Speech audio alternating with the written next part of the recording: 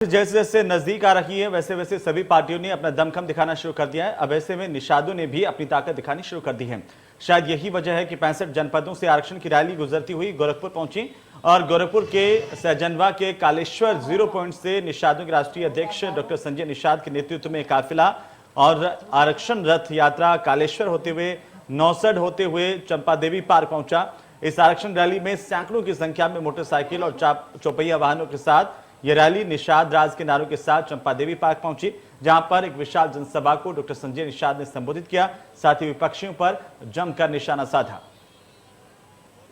65 जनपदों से होकर आरक्षण की ये रथ यात्रा गोरखपुर पहुंची है। निषाद पार्टी की डॉक्टर संजय निषाद कालेसर से लेकर के गोरखपुर तक उस पूरे आरक्षण की रैली में शामिल थे और चंपादेवी पार्क में एक विशाल जनसभा को संबोधित भी उन्होंने किया है। और निश्चित रूप से कह सकते हैं ये आरक्षण नहीं बल्कि निषाद की ताकत थी। हमारे साथ खुद राष्ट्रीय अध्यक्ष डॉक्टर संजय निषाद जी मौजूद हैं, इनसे ही बात कर लेते हैं। किस तरह का दमखम, चुनाव की तारीख भी नजदीक है, ऐसे में तमाम विपक्षी पार्टियां भी आपको लेकर के हावी हैं और ये आरक्षण का जो रथ आपने निकाला है, क्या वो आरक्षण का रथ है या फिर ताकत है निषाद की? 70 साल से पार्टियों ने पौआ पिला के बेहोश किया था, मैंने होश में लाया, अब जोश में आ गया और जोश की देन है ये इतना उमड़ता हुआ जनसैलाब।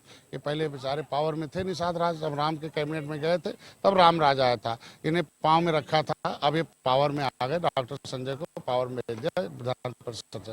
तो जब किसी भी समाज को पावर मिलता है और पावर के साथ आता है तो वो अपने को संभाल नहीं पाता है। उमड़ता हुआ जनसैलाब ये बताता है कि 2022 में सब खत्म हो जाएंगे और मछुआ समुदाय भारतीय जनता पार्टी के साथ एनडीए की सरकार बनेगी और पूर्ण बहुमत की सरकार बनेगी और जितनी भी सताने वाली पार्टियां रही, इनका हिस्सा खाने वाले रही, सबकी रोजी रोटी छीनने वाली रही, इनका आरक्षण छीनने वाली रही, वो सब खत्म हो जाएंगे। उनसे सत्ता छीन तो लिया 2017 में, हमने 2013-14 में छीन लिया, 2000 किस तरीके से 2019 में छीन लिया, क्योंकि इन्होंने इनकी रोजी रोटी छीनी है, इनकी नौकरी छीनी है, इनको बताया, हमने पढ़ाया, इनको एक प्रोग्राम बनाया, reach the voter, treat the voter, teach the voter and caste the voter. Voter के पास जाओ, उन्हें होश में लाओ, फिर जोश पैदा करो, फिर पढ़ाओ, फिर सही जगह वोट डलवाओ। तो सही जगह वोट डालना शुरू कर दिया। 2014 में देखो, 17 फरवरी 2014 को मैंने रेल ट्रैक आंदोलन किया था, 2015 में मैंने एक बार सीएम हाउस घेरा था। उसी समय देखो हाथी और कांग्रेस साफ हो गई और साइकिल हाफ हो गई और भाजपा माफ हो गई, उसकी सरकार नहीं थी।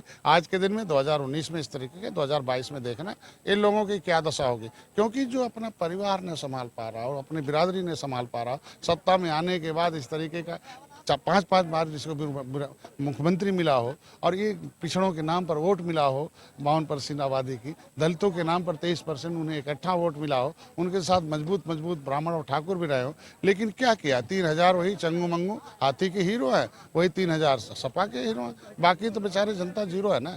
आज इनके कर्मों का फल है कि जनता भोग रही है आज के दिन में। अब 31 अक्टूबर को प्रियंका गांधी भी अपनी ताकत दिखाने वाली हैं, ऐतिहासिक रैली करने वाली, क्या लग रहा है उससे कुछ फर्क पड़ेगा योगीगढ़ में?